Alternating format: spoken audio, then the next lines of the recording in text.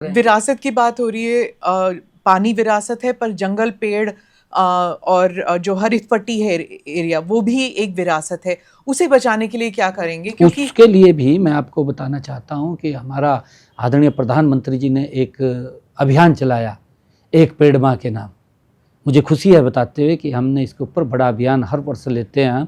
लगभग अब तक हमने 18 करोड़ पौधे लगाने का काम किया है। अलग अलग हम बड़े उसके अंदर क्लस्टर्स के अंदर लगाते हैं। सभी लोगों को हम प्रेरित भी करते हैं और स्कूलों में बच्चों को भी हम प्रेरित करते हैं कि आप लगाइए और उसको अपने जन्मदिन के ऊपर उसको परवरिश कीजिए। उसकी परवरिश होगी तो उसके अंदर हमारे काफ़ी संख्या के अंदर पेड़ भी लगे हैं। जो हमारे नॉर्म्स हैं उन नॉर्म्स के बाहर तो कोई जा नहीं सकता। नॉर्म्स के अंदर रह करके ही काम कर सकता है। उसके अंदर हम हर चीज़ को देखते हैं।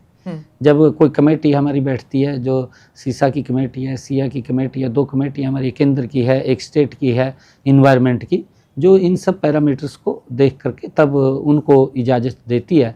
और क्योंकि हर चीज़ की आवश्यकता है जी, और हर चीज़ की एक लिमिट की भी आवश्यकता है। लिमिट से कोई भी चीज़ बाहर जाएगी वो कहीं ना कहीं मानवता के ऊपर उसका दुष्प्रभाव पड़ेगा जी। अभी पिछले दिनों मैं आपको बताना चाहता हूँ, केजरीवाल की बात मैं बता रहा हूँ। केजरीवाल जब दिल्ली के मुख्यमंत्री थे, सबसे बड़ा आरोप ये लगाते थे कि दिल्ली के अंदर जो पोल्यूशन हुआ है वो हरियाणा का किसान और पंजाब का किसान पराली जलाता है।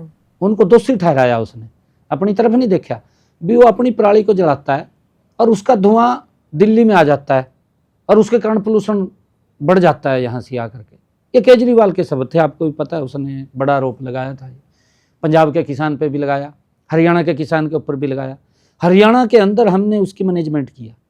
हमने हरियाणा के अंदर बायोगैस प्लांट लगवाए अलग अलग स्थानों के ऊपर, और किसानों को हमने कहा कि आप पराली नहीं जलाएंगे, हम आपको इंस्ट्रूमेंट देंगे।